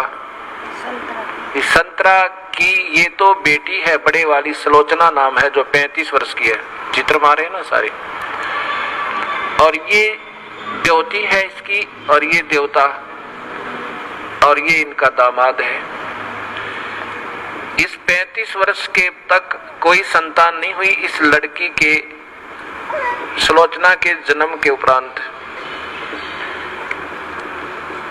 अब इस बहन ने एक अपनी बहन का पुत्र भी गोद लिया। जब वो 10 वर्ष का हो गया तो उसकी मृत्यु होगी। उसकी मृत्यु के बाद ये पागल होगी। इस संतरा की ननंद गांव झांसुआ के अंदर ब्याही हुई है। वो बहुत बीमार रहती थी, सब जगह घूम ली थी, बर्बाद हो चुकी थी। और कबीर परमात्मा के चरणों में आते ही कर्म दंड कटते ही वो स्वस्थ होगी। 4 वर्ष हो गए। तब वो अपनी बीमारी का इलाज हो जाने के बाद उसने फिर अपनी इस भाभी से प्रार्थना की जिसका संतान नहीं थी। एक पुत्री होने के बाद ये जो सामने आपने चित्र में पुत्र को लिए हुए दिखाई दे रही है। फिर इधर लो, उसने जाकर के अपनी भाभी से संतरा से प्रार्थना की कि आप यहाँ नाम ले लो। ये पागल हो चुकी थी, ऐसे इसका इलाज भी करवाया गया कि ये पागल हो चुकी है मेडिकल आदि में ले जाकर। तब इसने प्रार्थना की कि आप हमारे गुरुदेव इस दास का नाम बताया, वहां चलो उनसे उपदेश लो, कबीर परमात्मा की रजा से आपकी ये सूनी गोद भी भरी जा सके है। अब 57 वर्ष की आयु में, और ये अनमोल कहानी करना कोई बच्चों का खेल नहीं है, ये पूर्ण परमात्मा कबीर साहब की समर्थता का प्रत्यक्ष प्रमाण है। ये नहीं मानी कि अब नहीं हो सकता कुछ भी, तब उसने बहुत प्रार्थना की, इसको कह सुन करके यहाँ ले आए इस आश्रम करौथा में। नाम लिया, नाम लेते ही परमात्मा कबीर परमेश्वर ने अनहोनी की। ये बांझ को पुत्र दे, कोढ़ी को काया दे, वो प्रभु कहलाता है। ये गर्भ रहा, ये बच्चा परमात्मा ने भेजा अपनी कृपा से। फिर भी इनके मन में शंका पैदा कर दी इन मूर्ख मार्गदर्शकों ने, क्योंकि ये तो बेचारी सौदी में थी नहीं, पागल हो चुकी थी। कहा कि तुम्हारे देवता प्रसन्न हो गए, ये तो ऐसे होना ही था। ये 35 वर्ष तक देवता कहाँ जा रहे थे इनके। यही ये मूर्ख जो मार्गदर्शक कि कहीं तुम्हारी प्रभुता और तुम्हारे ये रोजी रोटी समाप्त ना हो जाए, फिर भी गुमराह करने की चेष्टा की। इनके दिल से यहाँ की आस्था हट गई और फिर अपनी उन्हीं देवी देवताओं के चक्कर में पड़ गई। ये लड़का 14 महीने तक माँ के गर्भ से बाहर नहीं आया। सब डॉक्टर बच लिए कि ये लड़का शायद खत्म भी हो जा बालक। फिर वही जिसने इसको नाम दिलाया था, इसकी ननंद, वो गांव गई और उसने कहा कि नादान ने जुल्म कर दिया। ऐसे प्रमाण, प्रत्यक्ष प्रमाण के बाद भी तुम्हारी बुद्धि भ्रष्ट होगी, चलो जाकर माफी मांगे, दोबारा उपदेश ले। तब ये बेचारी यहाँ आई और जो भी उन देवता का दर रखा था वो करोड़ियां बठो क्या ठा गए। नाम लेकर गई, दोबारा माफी मांगी कि मेरे से गलती होगी। तब तीसरे दिन इस लड़के का जन्म हुआ। बोलो सतगुरुदेव की जय। ये जो सांसारिक सुखों का जो मसला है ना, ये ठीक है, लोगों को जो है बड़ी उसके लिए बड़ी अच्छी बातें हैं, देने पड़ेंगे भगत जी, देने पड़ेंगे, क्योंकि वर्तमान में जीवात्मा के पाप कर्म ज्यादा हैं, उनके पुण्य है नहीं। और जब तक जीवात्मा को थोड़ा बहुत परमात्मा राहत नहीं देगा तो भक्ति क्या वो खाक करेंगे भाई। पैर में कांटा लग रहा है और कोई जूता पहन ले तो नहीं पहना जाएगा भाई। इसलिए परम संत जीव के भाग्य में नहीं है, लेकिन वो अपने कोटे से सुख देता भगत जी, ताकि ये भक्ति पर लगे हैं। और फिर भक्ति करेंगे तो फिर ऑटोमेटिक ही होंगे सुख। फिर तो चमत्कार भी भगत जी जो है वो करने पड़ते हैं, नहीं तो फिर कोई मान कहाँ। और यहाँ क्या बताते हैं, गुरु सुरतरु सुरधेनु समाना। सुरतरु मान देवताओं का पेड़, सुरधेनु देवताओं की गाय व कामधेनु गाय। और पावे चरण मुक्ति परवाना, चरणन में, उसके चरणन में मुक्ति मिलेगी। और वो काम भी गुरु जी के सामने आप आते हो, आप प्रथम बार आते हो, महा दुखी होते हैं। कुछ पुण्यात्मा भी हैं जो आत्म कल्याण के लिए भी आती हैं, वो 10% है। बाकी ज्यादा काल के दुखी किए हुए प्राणी ही यहाँ आ रहे हैं। आना चाहिए, वो दुख भी वरदान सिद्ध होगा आपके लिए।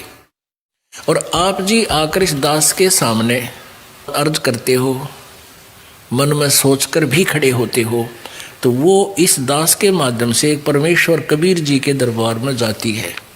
दास तो एक बैल है, बैल घंटी, और वहां से खुड़कती है वो परमात्मा। फिर आपकी वो मनोकामना मिनटों पूर्ण। शुरुआत में आपके पुण्य नहीं होते, ना आपने कोई चौनी दान कर रखी होती, तो भी आपको राहत शुरू हो जाएगी, क्योंकि वो परमात्मा अपने कोटे से देगा। क्योंकि आपके पास तो पुण्य समाप्त हो लिए, पुण्य समाप्त हुए तो आपका राम रूस गया, आपके ऊपर दुख आ गए, सुख समाप्त हो गए, वो जल खत्म हो गया। तो यहाँ गुरु जी की सेवा, हैंडपंप की पूजा करी चलाया तो फिर पानी भरने लग गए, तो वो फिर से आप परिपूर्ण हो जाओगे। तो शुरुआत में परमात्मा सुर तरु सुर धेनु जैसे काम करेगा आपके गुरु जी के माध्यम से, यानी आपको मांगते ही देगा, लेकिन वो आपकी पूंजी नहीं होगी। ये परमात्मा कबीर जी की अपने कोटे से आपको होगा। फिर आपसे कहा जाएगा कि ईब आप ऐसे ऐसे करके स्वयं धनी बनो। अब आज ये जितने भी भगत जुड़े हुए हैं 90% को परमात्मा ने सुख दे के जोड़ा हुआ है, 90% को सुख दे के। 10% हैं जो बेचारे ज्ञानवान समझ कर अपने आत्म कल्याण के लिए जुड़े हुए हैं। 90% तो वो ही हैं जिनके भूत भगा दिए, जिनके घर में कोई प्रेत बाधा थी, जिनका शरीर खराब था, कोई हारी बीमारी थी। 90% तो वो हैं। अक्सर जो है ज्यादातर सुनने में जब ये लोग इसी चक्कर में फंस जाते हैं कि शारीरिक ये व्याधा थी, उसमें जो तकलीफ थी, ये हो गया, वो हो गया, ठीक हो गया, अक्सर लोग ज्यादातर ये सुनते हैं, लेकिन जो मेन मुद्दा ना उसकी तरफ कोई इतना ध्यान कोई नहीं देता। शारीरिक बीमारी थी, हो ना हो कोई बात नहीं है, लेकिन मेन मुद्दा जो है ना, जो खास बीमारी वो ठीक होनी चाहिए। अब भगत जी देखो, बात वही है, मालिक की वाणियों के अनुसार ही ज्ञान को समझना पड़ेगा। मालिक कहते हैं भाई सभी नहीं है परमात्मा के, सब परमात्मा के नहीं है भगत जी। वही बात हो, कौवे के घोंसले में कोई एक आध अंडा मिलता है उसका, कोयल का, बाकी सारे कौवे के होते हैं भगत जी। अब कोई दुखी आएगा तो क्या भगवान उसको धक्के थोड़ी मारेगा, रात देगा उसको, हो सकता है ज्ञान समझ के मार्ग पे वो लग जाए। ये जन्म नहीं तो अगला जन्म सुधर जाएगा, कम से कम भक्ति का बीज तो पड़ेगा। ऐसे कभी परमात्मा ने आप और हमारे को तैयार किया था। बिल्कुल बिल्कुल। अब ये तो फिर धीरे धीरे आत्मा के रिचार्ज होने पे है, फिर वो कितना टाइम लग जाए, वो कितने जन्म लेने पड़ जाए। तो भगवान तो भगत जी हम सब उसके बच्चे हैं, वो तो क्या करे बस।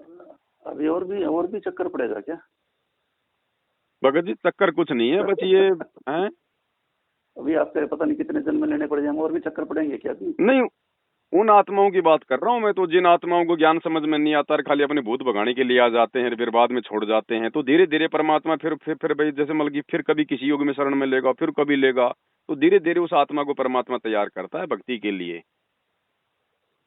अच्छा, आजकल जो ना ये एक दो और लफंडर से जो ना आपकी वार्तालाप भी हुई है एक दो से, जैसे वो नितिन हरे, वो चंद्रदेव वगैरह वगैरह, जो सुलपाती के बैठे से क्या करके बैठता है, गुड़ वो दुनिया भर की अंगूठी डाल के, बताओ वो कबीर साहब की ज्ञान देगा। अब भगत जी देखो, मैं कोई चंद्रदेव को सूरज देव को तो जानता नहीं, बाकी वो नितिन जरूर थोड़ा बहुत मेरे से टकराया था। उसको एक बार कहा था मैंने कहा जा भाई, अगर तू अगर ज्यादा अगर ज्ञान चर्चा का अगर तेरे को कीड़ा लग रहा है तो दे दे मेरे को टाइम, भाई कहाँ आना है, क्या करना है। 3 साल हो गए, आज तक उसका फोन नहीं आया। ये लोग जो ना हमारे जो गुरुजी का जो बाग है उसमें कीड़े बहुत लगा रहे हैं आजकल। भगत जी जब वो परम संत जब धरती पर आता है ना, तो काल तो उसी के और उसी की संगत के पीछे लगाएगा अपने दूतों को। नहीं तो ये दुनिया भर के पंथ हैं, ये राधा स्वामी है, जय गुरुदेव है, निरंकारी है, धन सतगुरु है, ये नितिन रायजादा उनके पीछे क्यों नहीं लग रहा? क्योंकि वो भी काल के पंथ हैं, नितिन भी जो है वो काल का है। तो ये तो जो सत्य पंथ है जहाँ से काल का भोजन जो निकल रहा है, काल तो उसी के पीछे दौड़ाएगा ना अपने दूतों को। इसलिए जो भी आता है सब संत रामपाल जी की फसल में आते हैं, क्योंकि उधर तो कुछ है नहीं, वो तो काल की व्यवस्था है। तो काल जो है मतलब अपनों के पीछे लगा के क्या करेगा? वो तो ऑलरेडी काल की है, उसमें लेने की तो। ये तो संत रामपाल जी के भक्ति मार्ग से जो आत्माएं जो काल के मुख से बाहर निकलने का प्रयास कर रही हैं, काल तो भगत जी उनको रोकने का प्रयास करेगा ना। अब है कुछ है नहीं उनके पास में, ना कोई सिर पैर है ज्ञान का, कुछ नहीं है, सिर्फ वो बाई है संत रामपाल जी के सत्संगों में मीन मेख निकाल के और अपनी वाक पटुता के माध्यम से जो मूर्ख होते हैं उनको फंसा लेते हैं। और ये परीक्षा भगत जी, मैं बार बार यही तो कह रहा हूँ ना, संत रामपाल जी भी चाहते हैं कि जो कचरा जो मेरी संगत में है वो भी निकल जाए, वो निकल जाए भगत जी, क्योंकि 2028 युग परिवर्तन का समय है, भयंकर विनाश मचेगा। देखो, हर आदमी इतना चिंतनशील विवेकशील नहीं होता जैसे आप हैं या और कोई हो, हर आदमी इतना चिंतनशील विवेकशील नहीं मिलेगा। अब इसीलिए तो रोता फिर भगवान सत्संगों में, और रोता क्यों भगत जी? अभी जो है ना वो बार बार जैसे बोलता है 52 अक्षर में जो है वो जो ना ये है वो है, उसका कोई वो नहीं है। फिर किसी ने उससे पूछ लिया, महाराज ने सारे कुछ छुटवा दिए, सतनाम भी छुटवा दिया, सार नाम भी छुटवा दिया, हमारा ये वो, फिर हम क्या जपें? फिर वो कहता तुम सत कबीर जपो। फिर किसी ने कह दिया ये सत कबीर भी तो 52 अक्षरों में रहा, फिर क्यों जपो रहा ये? कुछ नहीं पता उन्हें ऐसे भगत काफी। जी, तो ये कुछ इस नहीं तरह के पता जो उन्हें। है काफी जो है थोड़ा सा संगत को भ्रमित तो कर देते हैं ना वो, क्योंकि उनके पास इतना विवेक तो है नहीं। अब देखो भगत जी, वही बात है, परीक्षा है कुल मिला के, और कुछ नहीं है बस। परमात्मा भी तो मारेगा पछोड़। परमात्मा क्या करेगा ऐसे सबको लेके भगत जी? फिर ये मालिक के ऊपर भार चढ़ जाता है। 650 साल पहले भगवान ने क्यों मारी पछोड़ कि भाई बढ़वा बढ़वा सब कहें, कोई न जाने खोज, दास गरीब कबीर करम यो बाटे सिर का बोझ। तो वर्तमान में भी तो वो परमात्मा अपने सिर का बोझ बांटेगा, वो हल्का करेगा भाई। इतने भगत बना लिए तो क्या उनको छांटेगा नहीं भगत जी? फिर नकलियों का भार नहीं चढ़ता? और इतने अध्ययन करने का टाइम देखो, दामा खेड़ा में जो 7वां सूरत ने हिसाब आया, जो बीच के 5 मंत्र जो है ना कबीर साहब ने उनको दिए थे, उनको गुरु गद्दी पर बैठाया। और फिर कह भी दिया भाई तेरी इसमें जो नकली जो टकसारी वाला होगा वो तुम्हारे को भयभीत कर जाएगा, भरमा देगा। मेरे जो ना 5 नाम है ये भी तुम्हारे यहाँ से गायब हो जाएंगे। और फिर भी जो है ना आज वो अड़ंगा चल रहा है धर्मदास का, फिर भी वो तो चली ना हुई। माना भगत जी, देखो अब वो लोग जो है मतलब गुरु पद पे बैठ गए, अब उनके अंदर जो है मतलब मान बढ़ाई आ गई, जन धन की उनके पास में कोई वो कमी नहीं है, तो कौन आदमी छोड़ना चाहेगा? गांव में कोई सरपंच का पद नहीं छोड़ना चाहता, ये गुरुवाई कौन छोड़ेगा भगत जी? भाड़ में जाओ, मुक्ति वो तो बाद में देखी जाएगी। फिर तो धर्मदास जी को भी कबीर साहब ने जिंदा गड़वाना पड़ा। क्या करे तो भगत जी, काल का लोग है, इतना आसान नहीं है यहाँ से जीवात्माओं को सतलोक लेकर जाना। अरबों खरबों युगों से ये सृष्टि चल रही है। जब उनको ये पता था जब इसको जिंदा नहीं गड़वाऊंगा तो ये और खुटे पे करेगा, चालन ना दे पंथ में। वो तो मालिक अंतर्यामी थे, पता ही था। वो तो जो भी नाम दिया था परमात्मा ने सार नाम के नाम पे, वो तो देने वाला था उसको, चूड़ामणि को। उसके बाद में तो सारी स्थिति हो जाती। फिर तो ये मानते नहीं कबीर पंथी की भाई जो है धर्मदास जी ने चूड़ामणि को दिया था सार नाम, वही हम दे रहे हैं। आज कौन मानता फिर संत रामपाल जी की? ये सारे जब धर्मदास जी को कबीर साहब ने जिंदा गड़वा दिया, जो इतना उनका अनन्य भगत था, और सारा कुछ सब कुछ समझा गया भाई तुम्हारे यहाँ जो है ना जो मैं 5 नाम दे रहा हूँ ये भी जो है मेरी सत भक्ति के ये भी नाश कर देगा काल तुम्हारे यहाँ, उनको बेच के टकसारी वालों को। तो ये बातें भगत जी परमात्मा के हंसों को समझ में आएंगी। जो मोक्ष के अधिकारी हैं पिछली पीढ़ी में संत रामपाल जी के भगत हैं, उन्हीं को समझ में आएगी, सबको नहीं आती भगत जी। एक क्लास में 100 बच्चे होते हैं, सारे कोई एक जैसे थोड़ी होते हैं। जेता घट तेता मता, घट घट सोच विचार। जो विचार कर लेगा अपने आत्म कल्याण के लिए, परमात्मा उसको ले जाएगा। बाकी कोई मना थोड़ी करेगा कि मेरे शरण में मत आओ। जो अंततः जो मर्यादा निभाएगा, सोच समझ के चलेगा, वही तो पार होगा। अब ऐसे तो परमात्मा जब भी आते हैं, जिस भी युग में आते हैं, वो तो सबको अपनी शरण में लेते हैं, सभी अपने बच्चों को लाभ देने के लिए आते हैं। लेकिन जाते कितने उनके साथ में? आज तक गया कोई? एक भी? सतयुग से लेकर वर्तमान तक का इतिहास गवाह है, अब अभी तक तो एक भी नहीं गया, एक भी। अब जाएंगे इस पिछली पीढ़ी में संत रामपाल जी से उपदेश लेके, जो अंत तक जो टिके रहेंगे। और अब भी काल में ये आपने क्या कह दिया? ये तो भगत जी सत्य, ये तो परमात्मा ने कह रखा है, हम क्या कहेंगे बताओ? सतयुग से लेकर वर्तमान तक बताओ कौन पार हुआ है? एक का भी दे दो आप मेरे को प्रमाण दे दो, एक का भी जो मतलब पूर्ण मोक्ष प्राप्त कर गया हो, जो सतलोक चला गया हो, एक भी बता दो, एक भी आत्मा। मेरे पास इतना जो ना ज्ञान तो है नहीं कि जिनको ये अपने कबीर साहब मिले 8-10 दिन का गुरुजी नाम लेते, क्या ये सतलोक नहीं गए? कोई नहीं गया भगत जी। गरीबदास जी तो खुद ही परमात्मा थे, उनका तो क्या जाना और क्या उनका आना, वो तो डबल भूमिका कर रहे थे। जैसे काशी के भंडारे में केशव बंजारे की और कबीर की भूमिका वो खुद ही कर रहे थे। इनके अलावा बता दो कौन गया, एक का भी नाम बता दो मेरे को, और बता दो और आप उसका प्रमाण दे दो। ना तो नानक जी पार हुआ, नानक जी पार हो गए तो मेरे को दे दो उसका प्रमाण। नहीं, मैं तो प्रमाण देने वाले, मेरी इतनी हैसियत नहीं है, मैं तो ऐसे आपसे जिक्र कर रहा हूँ। मुझे एक भी पार नहीं है भगत जी। जब 650 साल पहले जो परम भगत था परमात्मा का, जिसके समान कोई ज्ञानी नहीं था, जिसने कबीर जी के गुरु की भूमिका निभाई थी, रामानंद ने, जब वो फेल हो गया तो औकात क्या है? और फिर गुरुजी क्या बोलते हैं सत्संगों में कि बच्चों 64 के 64 लाख फेल हो गए थे। गुरुजी बोलते कि नहीं बोलते? बिल्कुल। तो धर्मदास जी भी 64 में है, रामानंद भी 64 में था, नानक जी भी तो 64 में था। नानक जी ने भी तो वहीं पे काशी में जाके नाम दीक्षा ली थी। कौन सा पार हो गया? 64 में सारे हैं। वो वस्तु आपको फिर बताई जाएगी जो तत्व भेद है, जिसको शब्द कहते हैं। अब ये बालका खेल समझ रखा, नाम ले लिया, गुरु कुआ में पढ़ो, नाम ले लिया अपना ठीक से।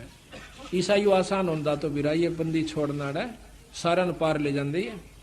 वो यह चीज चाहते थे कि ये टिक जावे। बंदी छोड़ना खुद लीला करी, 64 लाख से सो गए थे। महाराज ने देखा कि इनमें से कितने कापड़े, एक पे छोड़ मारी थी, 1.5 पाया था। 64 लाख में तो एक बार फटकार दी थी, 1.5 पाया था अर्जुन सर्जुन, और वो 1.5 भी ठीक ना रहे, 2 भी। तो ऐसा है कि उन उदाहरणों को क्यों किया उन्होंने कि हो सकता आने वाले सावधान हो जाए, पर हम फिर उससे लगन में लगे रहेंगे तो फिर देखो वही बात से महाराज कहें तापसुआ को फोकट ज्ञाना, गुरु को तज पूजे जो आना आन कहें दूसरे को, और तापसुआ को फोकट ज्ञाना, और फिर ज्ञान की उन कुछ नहीं हो पाया उसमें भी। और अब गुरुजी जो हिसार जेल से जो ऑडियो आ रही हैं, जो आ रहे हैं, जो ये जो मतलब विशेष संदेश आ रहे हैं, इनमें गुरुजी खुल के बोल रहे हैं कि रामानंद का अब दोबारा से जन्म होगा, अब आएगा वो बच्चा।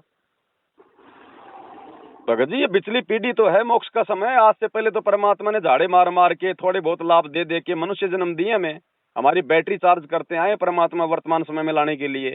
मोक्ष का समय तो ये है। आज से पहले तो हम लोग वैसे भी पार नहीं हो सकते थे, क्योंकि हम लोग अनपढ़ थे। शास्त्र जो है मतलब हर भाषा में था नहीं, हर कोई जो है इनको मतलब पढ़ नहीं सकता था, और शास्त्रों में ये प्रमाण देखे बिना ये आत्मा कभी संतुष्ट नहीं हो सकती। तो हम तो वैसे भी नहीं होने थे पार उस समय। तो एक कंप्लीट कोर्स तो आज दे रहे हैं परमात्मा। 650 साल पहले उन्होंने किसको सार नाम दिया, किसको उन्होंने सार शब्द दिया? सतनाम भी नहीं दिया उन्होंने किसी को, और ना ये 5 मंत्र, वो ना जो है मतलब 7 मंत्र दिए उन्होंने पूरे, ये बीच बीच के 5 मंत्र दिया करते थे, केवल ये मनुष्य जन्म होते रहे। ये तो वर्तमान में पूरा खेल खेलेगा परमात्मा। अब दिया इन्होंने कंप्लीट कोर्स। बच्चों आप इस प्रोसेस से गुजर चुके हो। रामानंद जी को पटड़ी पे लाकर छोड़ दिया था, एक जन्म होगा, और सारनाथ होता हुआ रहा है, अब वो बच्चा यहाँ आएगा, और सारनाथ होता हुआ रहा है, अब वो बच्चा यहाँ आएगा, और सारनाथ होता हुआ रहा है, अब वो बच्चा यहाँ आएगा। मुक्ति ईब लगी। अब इसने तुम मानो ना मानो इस प्रोसेस से गुजार चुका मालिक आपको। आप तो प्योर बना के छोड़ दिए, सीधे सतलोक जाओगे। कुर्बान हो जाओ ये झंझट तो आज तुम चपटे बैठे हो, जिससे संपत्ति और संतान का। ये तक कुत्ते बन के वहां नहीं चपकोगे, गधे बन के वहां चपकोगे। तो अब जिसका चपकना इसका चपको, ये परिवार भी आपका सुरक्षित रहेगा। इनको पालो पोसो, माल की राह बता दो, आपको बहुत सुकून होगा। कबीर सागर में राजा वीर सिंह बघेल और उसकी रानी को 7 नाम का मंत्र दे रखे हैं। 7 नाम नहीं दिया भगत जी। परमात्मा बोलते हैं कई बार सत्संग में, उसको सार शब्द भी दे दिया बोलते हैं, उसको सार नाम दे दिया बोलते हैं परमात्मा। लेकिन आप उनकी हरकतें देखिए ना फिर बाद में। सार शब्द भगत जी वो किसको मिलता है? सार नाम जो है वो किसको मिलता है? जो अपने गुरु को पूर्ण रूप से जो जान जाता है उसी को तो मिलता है। और 650 साल पहले, चलो आज तो कोई ना माने कि भाई संत रामपाल जी खुद ही वो कबीर है। 650 साल पहले जो आए थे भाई उनको तो मानोगे कि वो तो कबीर थे। उनकी तो आप और हमारी तरह कोई आड़मास की देह नहीं थी, वो तो शब्द स्वरूपी राम थे। तो जब वीर सिंह को परमात्मा ने सार नाम दे दिया, सार शब्द दे दिया, जब मगर से परमात्मा सतलोक जाने की लीला करने लगे, तो सेना लेके क्यों खड़ा था वीर सिंह और बिजली खान पठान? उस शरीर को प्राप्त करने के लिए। तो उन नालायकों ने तो अपने भगवान को जो मतलब आड़मास के शरीर में मान रखा था कि इसके मरने के बाद में हम इसके शरीर को जलाएंगे, हम इसके शरीर को गाड़ेंगे। तो काहे का उसको वो सार शब्द मिल गया उसको, जिसने भगवान को नहीं पहचाना। बिल्कुल ठीक कह रहे हैं। तो काहे का पार हो गए भगत जी। मालिक ने वो तो एग्जाम्पल बनाने थे कि नालायकों पिछली पीढ़ी में तुम ऐसे धोखा मत खा जाना, जो धोखा वो आत्मा जो खा गई। फिर परमेश्वर जी ने कहा कि भाई 1-2 चद्दर लाओ, एक नीचे बिछाऊंगा, एक ऊपर ओढ़ कर लेटूंगा।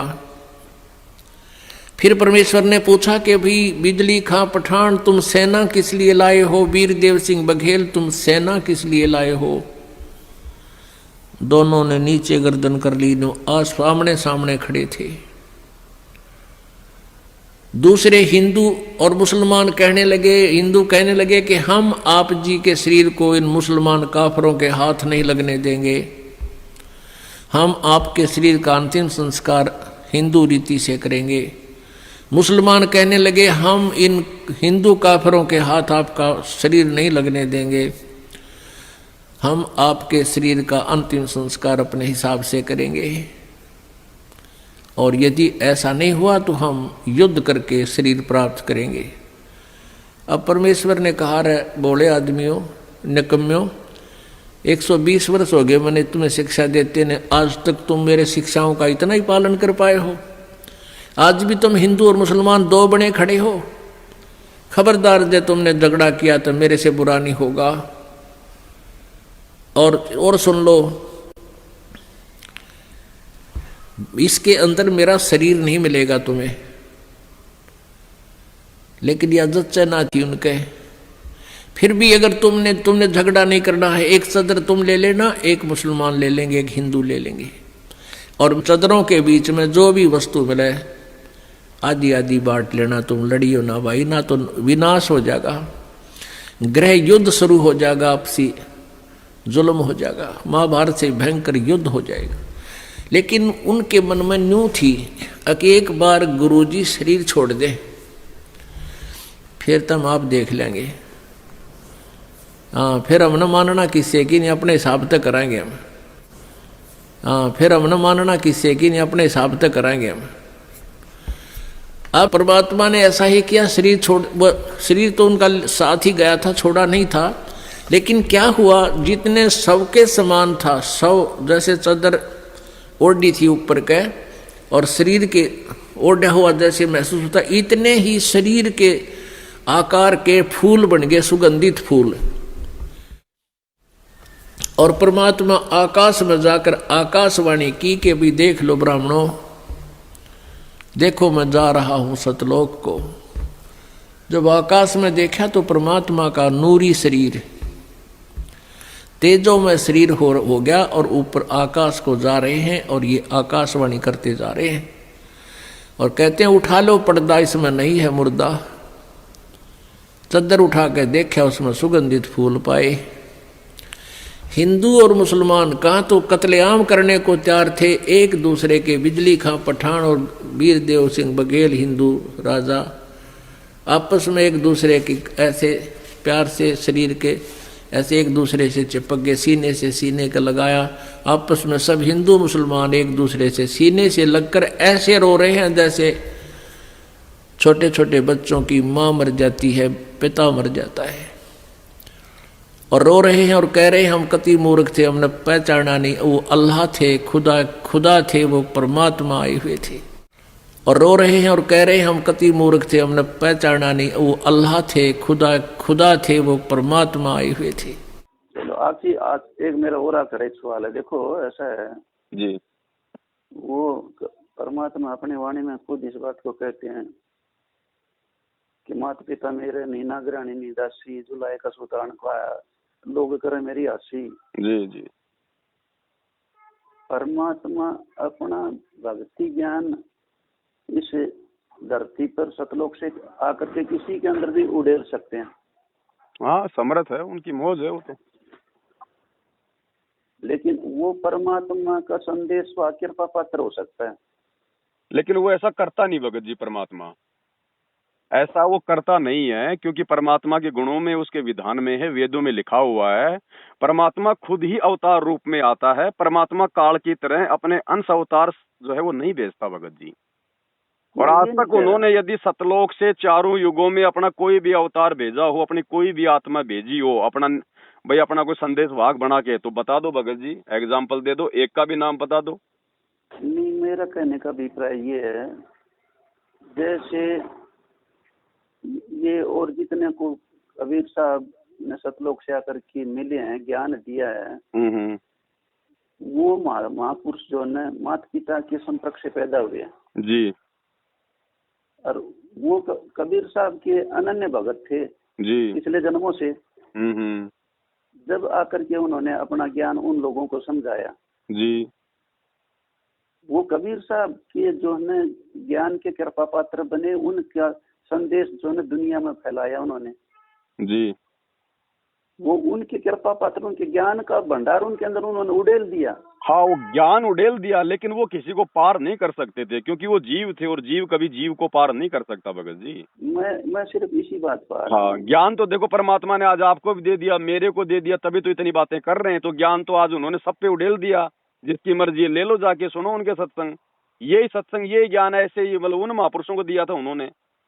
वो भी आप बात ठीक जी। नहीं देखो, कई अभी जिनको सतलोग ले जा करके दिखाया, सारी कुछ ऐसे दृष्टांत वो देते हैं अपने अपने सत्संगों में, फिर सुनाया गुरु जी ने। वो तो अपने को गवाह बनाने थे परमात्मा ने वर्तमान में आप और हमारे को विश्वास दिलाने के लिए कि भाई सतलोग नाम की भी कोई चीज है। नहीं तो फिर हम बताओ, फिर वो कैसे विश्वास करते? नहीं, इसमें तो देखो आज यहाँ कोई गुरु जी ने असत्य तो बोला नहीं होगा। नहीं, सत्य है, जिनको दिखाया है उनके नाम ले रहे हैं, सब कुछ कर रहे हैं, कबीर सागर में लिखा हुआ है। जिनको लेके गए हैं, दिखाया, सब कुछ सत्य तो बात है ना वो। लेकिन वो देख के भी तो पार नहीं हुए भगत जी, क्योंकि वो बात बिल्कुल का समय नहीं था। वो बात आपकी मैं बिल्कुल मान रहा हूँ। उनको वहाँ दिखा भी दिया, उसके बावजूद भी जो है ना वो पार नहीं हुए। जी जी। ज्ञान भी सब कुछ दिया, सारी बातें हैं, लेकिन जिनको ज्ञान भी दिया वो कबीर परमात्मा नहीं बने। कबीर परमात्मा के संदेश वाहक जरूर बन गए। जी जी। कबीर परमात्मा नहीं हो सकते वो। हाँ, कबीर तो कबीर ही है, संदेश वाहक है, उसमें कोई नहीं है दो राय। परमात्मा तो परमात्मा ही है। वो तो सतलोक में जो है ना, उनका हमारे जैसा 5 तत्व का शरीर तो है नहीं। ये जितने दुनिया में जितने भी बैठे हैं, चाहे हम सतगुरु रामपाल जी महाराज को ले लें, इनका भी तो जन्म माता पिता के संपर्क में हुआ। ना, यही तो सबसे बड़ी गलती हो रही है भगत जी, यही तो सबसे बड़ी गलती हो रही है। 650 साल पहले कौन मान रहा था कि कबीर जी ऊपर से आया है? वो तो आज बताया संत रामपाल जी ने, तब मान रहे हैं लोग। उस समय तो लोगों ने रिजेक्ट कर रखा था कि भाई कोई विधवा ब्राह्मणी थी, उनको फेंक गई लोक लाज के मारे, ये तो नीरू का लड़का, ये तो फलाने का लड़का। उस समय कौन मान रहा था? उस समय कौन मान रहा था कि भाई ये ऊपर से आया हुआ ये भगवान है? नहीं, ये बात जो आप जो कह रहे हो, देखिए ये इतना तो हमने भी पहले भी सुना था कि भाई कबीर साहब इस तरह से जो है वो कमल के फूल पर जो है ऐसे आए हैं। लेकिन ये जो आप जैसे जिक्र किया, ये कई जगह जिक्र आता कि विधवा ब्राह्मणी के वो फेंक की थी, ये तो बहुत सी बातें सुनने को मिलती हैं। ये बात भी सुनने तो कमल के फूल पे भी लोगों ने कहा माना था कि ऊपर से आके भाई वो नीचे आया है, कि भाई वो ब्राह्मणी हो जो वहाँ पे मतलब छोड़ गई, या किसी ने जन्म दे दिया, कोई कंवारी थी वहाँ पे छोड़ गई, वहाँ पे वो जो मतलब जुला दंपति थे वो नहाने के लिए जाया करते थे, उनको उठा के ले आए, वो निसंतान थे, उनका पालन पोषण किया। यही तो जो है मतलब नकली कहानियां चल रही थी। आज मान रहे हैं लोग कि हाँ वो परमात्मा थे, ऊपर से आए थे, सह शरीर आए थे। तो ऐसे ही भगत जी संत रामपाल जी भगवान के विषय में है। वर्तमान में लोगों की आंखें खुली हुई जो है मतलब की बंद है भगत जी। केवल जो मतलब कि चंद होंगे परमात्मा के, जो ही समझ पाएंगे इस भेद को। उस कबीर के बिना इस पृथ्वी लोक से कोई काल के जाल से जीवात्माओं को निकाल कर लेके जा सकता है क्या? बता दो। कबीर के अलावा समर्थ का काम उसी को साजे, और करे तो मूर्ख बाजे। अब कबीर यदि वर्तमान में आएगा भगत जी, इस कलयुग की पिछली पीढ़ी में, जहां पर ये साइंस, ये टेक्नोलॉजी, इंसान इतना ज्यादा अपने आप को जो मतलब की बुद्धिमान समझ बैठा है, और आज अगर संत रामपाल जी अगर किसी तालाब पे अगर कमल के फूल पे भी अगर ऊपर से आ जाते, तो क्या लोग इनको भगवान मान लेते? कोई जादूगर मान लेता, कोई तांत्रिक मान लेता, कोई शेवड़ा मान लेता, कोई भूत प्रेत मान लेता, भगवान नहीं मानते। तो भगवान ने ज्ञान से अपनी पहचान करवानी है, इसीलिए तो दिन रात एक करके इन शास्त्रों को खोल खोल के दिखा रहे हैं, ताकि मेरे बच्चे मुझे ज्ञान से पहचाने कि ये ज्ञान किस ब्रह्मांड में आज से पहले किसी ने दिया क्या है, क्या किसी के पास में ये ज्ञान? जो लोग अपने अपने धर्म के शंकराचार्य बने बैठे हैं, उनको तो चारों वेदों का भी ज्ञान नहीं है। चारों वेदों को भी जो है चार शंकराचार्य बटे हुए हैं, एक शंकराचार्य को भी चारों वेदों का ज्ञान नहीं है, और इन्होंने पढ़ा दिए पूरी दुनिया के धर्म ग्रंथ है। तो कौन है परमात्मा? क्योंकि गीता का समझना कोई बालकों का खेल नहीं। परमात्मा बुद्धि दे अपने कृपा पात्र पे, तभी ये अनमोल ग्रंथ समझ में आते हैं। और टीचर उसी को कहते जो हमारे सिलेबस को ठीक से जाने। वो टीचर कहां, जब सिलेबस का ज्ञान नहीं अटपट सुना रहा है तो टीचर नहीं है। तो जितने भी आज तक धर्मगुरु किसी भी धर्म के हैं, उनको अपने सिलेबस का ज्ञान वर्तमान वालों को नहीं है। इस दास रामपाल दास के अतिरिक्त विश्व में नहीं है। ये कद्दे समझ माजी उतारा।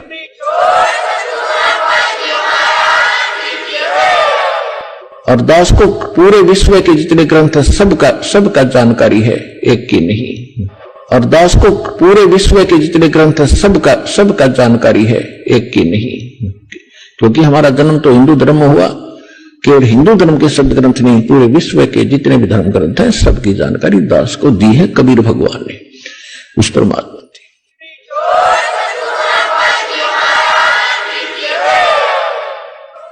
भगत जी, अगर ये आम संत होता, आम व्यक्ति होता ना, तो ये क्रोथा कांड हो लिया, बरवाला कांड हो लिया, 10 साल से जेल में बैठे हैं।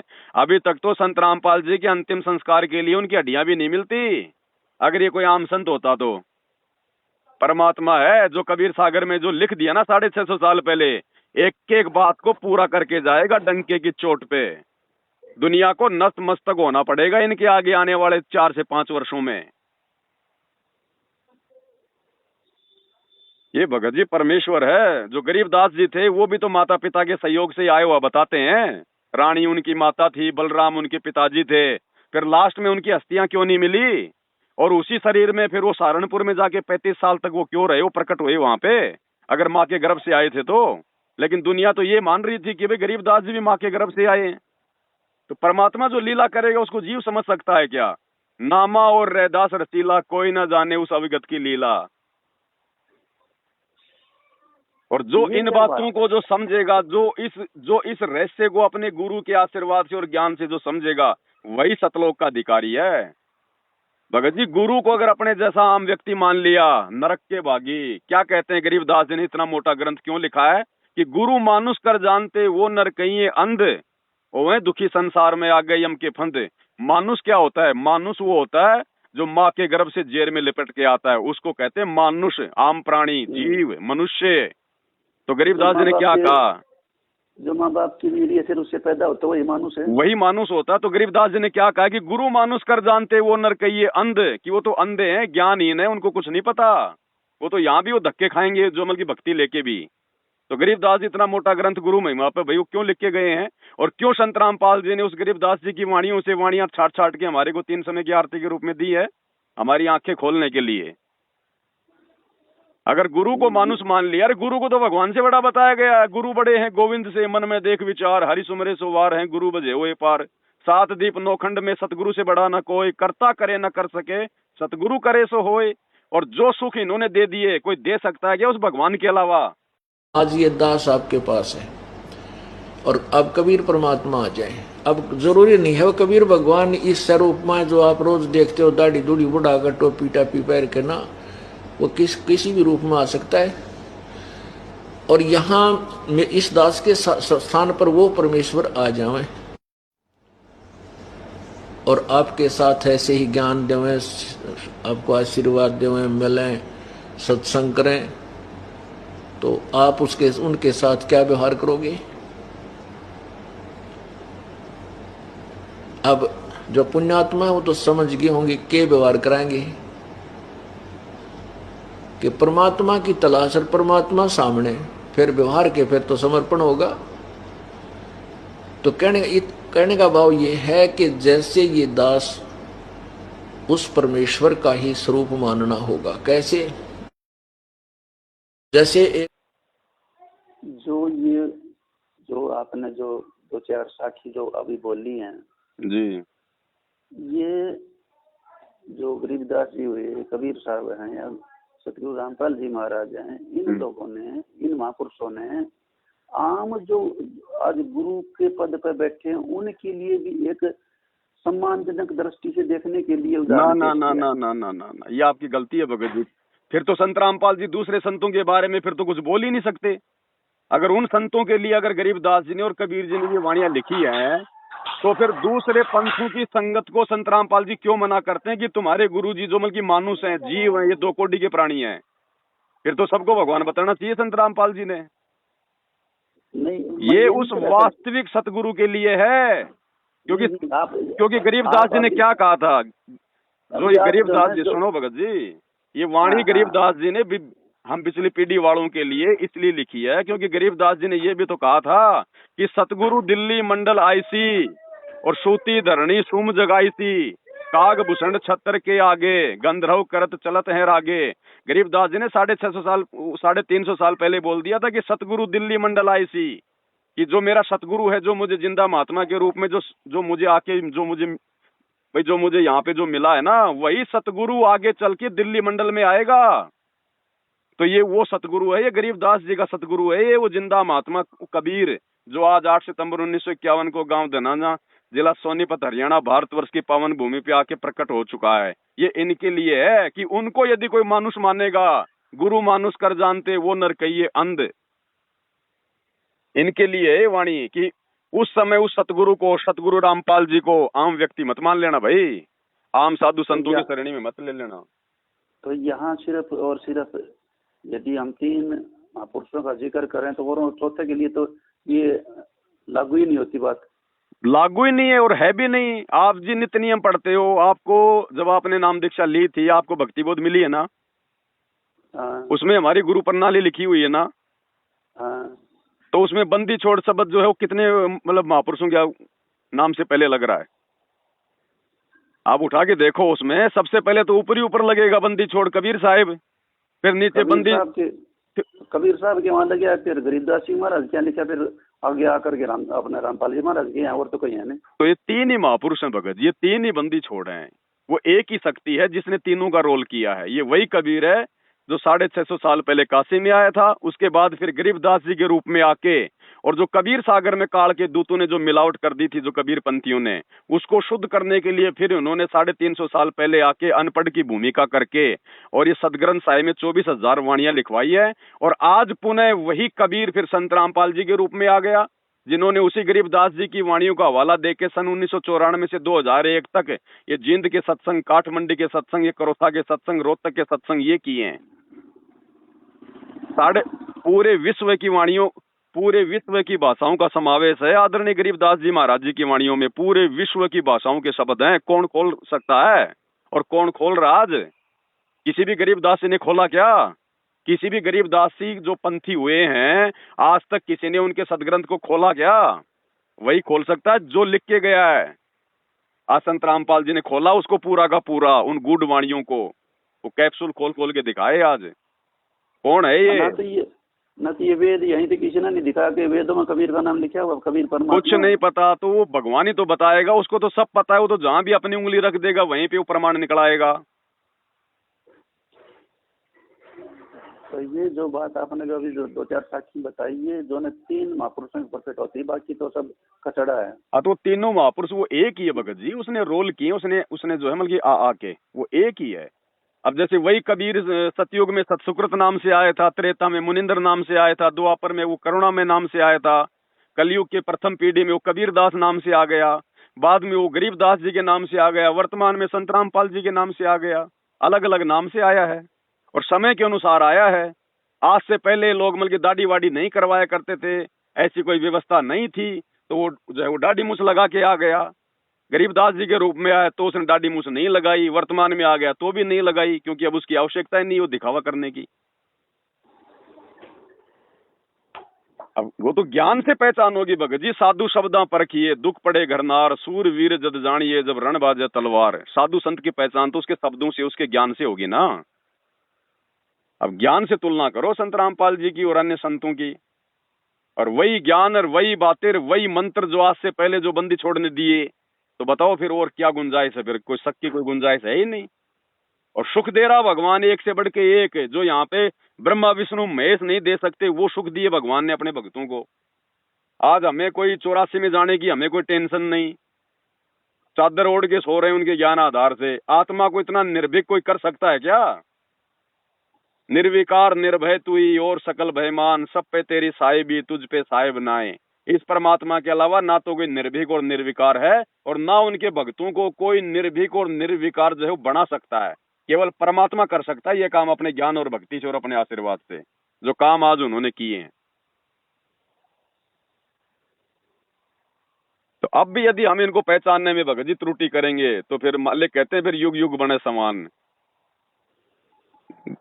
परमात्मा कहते हैं गुरु को मानुष जो गिने और करे चरना अमृत को पान, ते नर नरक में जाएंगे जन्म जन्म बने समान।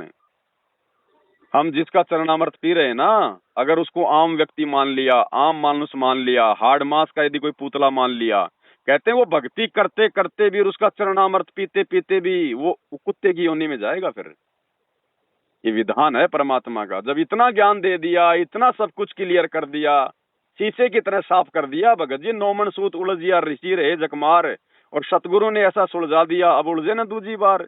फिर भी बताओ क्या गुंजाइश रह गई।